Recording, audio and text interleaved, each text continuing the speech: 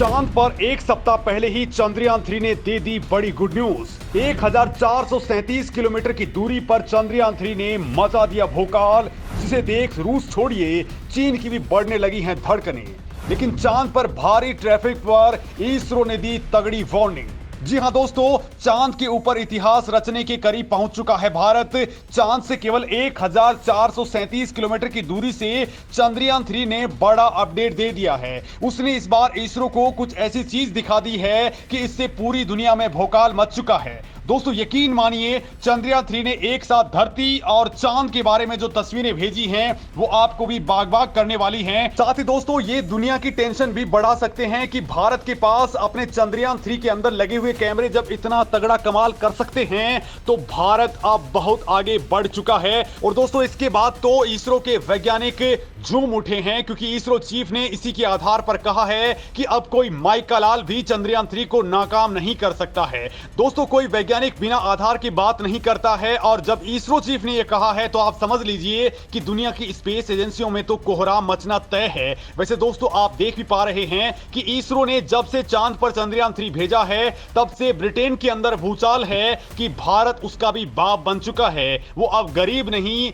महाशक्ति बन चुका है। उसका मीडिया हाउस बीबीसी तो जल करके राख हो चुका है। तो वहीं दोस्तों यूरोप की स्पेस एजेंसी ईएसए तो बाकायदा ट्रैकिंग के लिए इसरो के सपोर्ट में कूद पड़ी है, तो अमेरिका की नासा भी तेजी से दौड़ करके भारत के पाले में आ गई है। इसरो से वो ताबड़तोड़ हाथ मिला रही है, क्योंकि उससे भी अपने आर्टेमिस मिशन के लिए इसरो के इसी सपोर्ट की भयंकर दरकार है। मतलब दोस्तों ये बेचैनी आप बिल्कुल साफ समझ सकते हैं कि इसरो की अहमियत इस वक्त दुनिया के अंदर कितनी हो चुकी है। तो तकनीक का बेताज बादशाह और चांद पर जाकर के बार बार फेल हो चुका जापान अपने वैज्ञानिकों की टोली को इस वक्त इसरो के पास भेज चुका है। उनकी स्पेस एजेंसी के चीफ इसरो के अंदर विजिट कर रहे हैं। तो वहीं दोस्तों चीन किस कदर परेशान है इसको लेकर के मैंने आपको पहले भी बताया है कि वो चंद्रयान 3 पर पूरी नजर रखने के लिए अपने महाशक्तिशाली ट्रैकिंग शिप को हिंद महासागर में उतार चुका है। और दोस्तों आपको भारत के दोस्त रूस के बारे में अगर बताऊं तो रूस भारत के चंद्रयान 3 की 100% सफलता को भांपते हुए एकदम से फुर्ती में आ गया है, और अब वो अपना यान भी छोड़ रहा है ताकि इसे चंद्रयान 3 से पहले ही लैंड करवाया जा सके। मतलब दोस्तों भगदड़ मच चुकी है, और इसकी अंदरूनी कहानी क्या है, ऐसा क्यों हो रहा है, और दोस्तों इसरो ने अचानक क्यों कहा है कि चांद पर ट्रैफिक जैम हो रहा है, संकट बढ़ने लगा है, क्या वो इशारा रूस की तरफ था।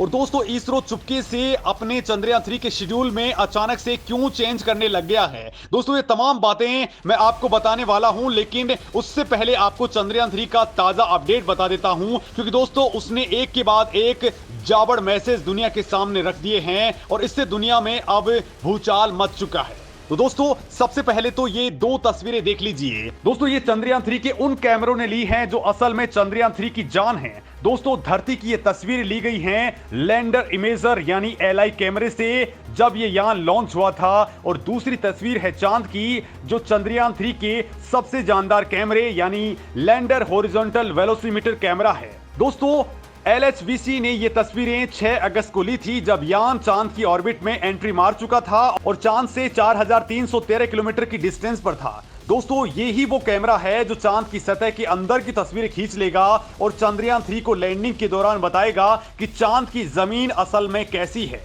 अगर दोस्तों कुछ भी गड़बड़ हो रही है तो ऑन बोर्ड कंप्यूटर यानी कि रोबोट खुद अपने आप अपने सबसे पावरफुल आर्टिफिशियल इंटेलिजेंस से फैसले लेगा कि कैसे लैंडिंग करनी है। दोस्तों ये काम कोई घंटों के अंदर मिनटों के अंदर नहीं बल्कि 1 सेकंड के 96 पार्ट के अंदर हो जाएगा, यानी इतनी फास्ट डिसीजन ये यान अपने आप ले लेगा। दोस्तों इसका एल्गोरिदम इतना स्ट्रॉन्ग है कि नासा भी इसका दीवाना हुआ पड़ा है। और दोस्तों इसी दौरान इसरो ने एक और बड़ा कमाल करते हुए चंद्रयान 3 का टाइम और ईंधन अब बहुत ज्यादा बचा लिया है, और ये जबरदस्त काम इसरो की टीम ने कर दिया है, क्योंकि दोस्तों ये टाइम और ये ईंधन यही वो दो बड़ी चीजें हैं जो इस यान की सफलता की दर को अब 100% कर चुकी हैं।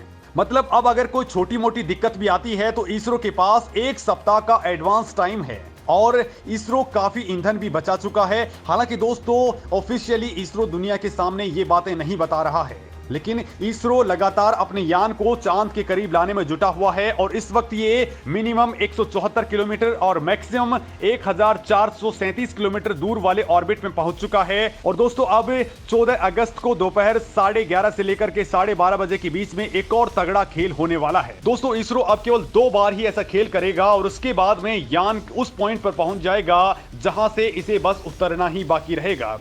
दोस्तों इसी दौरान इसरो को एक और बड़ा मैसेज मिला है जो सबको झूमने पर मजबूर कर दे रहा है, क्योंकि ये मैसेज इसरो को चंद्रयान 3 के रोबोट ने भेजा है। उसने कहा है कि मैं चंद्रमा की कक्षा में मजे से हूं और इसरो कहे तो लगातार पोस्ट भी कर सकता हूं ताकि फोटोएं दुनिया को जला करके राख कर सकें। दोस्तों इसने जो इमेज भेजी है उसमें चंद्रमा की सतह पर गड्ढे और दूर पर पृथ्वी दिखाई दे रही है। दोस्तों इसरो वैज्ञानिक इस रोबोट की पूरी निगरानी कर रहे हैं और दोस्तों अब ये न केवल 100% बल्कि समय से पहले ही बड़े फैसले ले रहा है और इस बार इसरो के वैज्ञानिकों ने कुछ ऐसी पुख्ता तैयारी कर रही है जिसने सबको हैरान करके रख दिया है, क्योंकि दोस्तों इसरो के चीफ एस सोमनाथ का कॉन्फिडेंस इस वक्त बहुत हाई है। उन्होंने कहा है कि चंद्रयान 3 मिशन का सफल होना तय है। लैंडर विक्रम किसी भी हाल में चांद पर लैंड करेगा।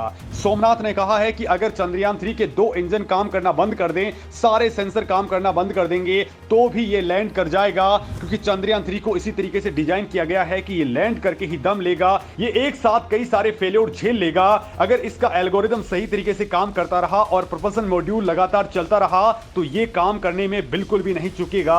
अब बस दोस्तों इसरो की टीम के सामने सबसे बड़ी चुनौती चांद पर हॉरिजॉन्टल घूम रहे लैंडर विक्रम को चंद्रमा की सतह पर लंबवत यानी कि वर्टिकल रूप से नीचे उतारना है।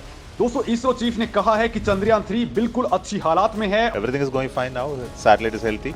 सबसे महत्वपूर्ण चरण कक्षा निर्धारण प्रोसेस है, जब चंद्रयान 100 किलोमीटर की वृत्ताकार कक्षा के अंदर चंद्रमा के चारों तरफ चक्कर लगाना शुरू कर देगा और उसी दौरान पृथ्वी से लैंडर की स्थिति का सही अनुमान लगा पाना थोड़ा मुश्किल काम होता है। और इसी दौरान दोस्तों इसका सही माप लगाना बेहद महत्वपूर्ण है, क्योंकि दोस्तों साल 2019 में लॉन्च हुआ चंद्रयान 2 चांद के बेहद करीब पहुंच गया, लेकिन ऑर्बिटर से अलग होने के बाद जब ये लैंडिंग कर रहा था तब उसका ग्राउंड स्टेशन से संपर्क टूट गया था। इसरो के मुताबिक लैंडर विक्रम से आखिरी संपर्क तब हुआ जब वो चंद्रमा की सतह से 2.1 किलोमीटर की ऊंचाई के ऊपर मौजूद था। संपर्क टूटने के बाद दोबारा बहाल नहीं हो सका और मिशन के आखिरी पलों में भारत इतिहास रचने से चूक गया।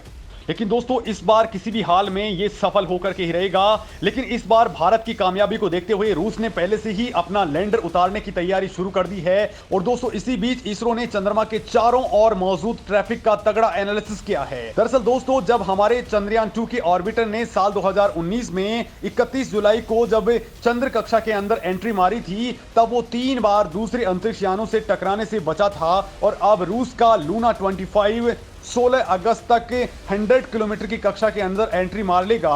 और दोस्तों इसके बाद ये 21 से 23 अगस्त के बीच में चंद्रमा के दक्षिण ध्रुव पर उतरने की कोशिश करेगा।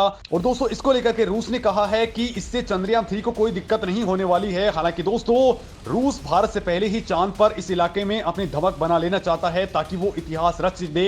लेकिन दोस्तों भारत का चंद्रयान किसी भी हाल में यहां पर सक्सेस को लेकर के पूरी तरह से कॉन्फिडेंस में है। आप दोस्तों भारत के वैज्ञानिकों को लेकर के क्या कुछ सोचते हैं कमेंट करके जरूर बताएं।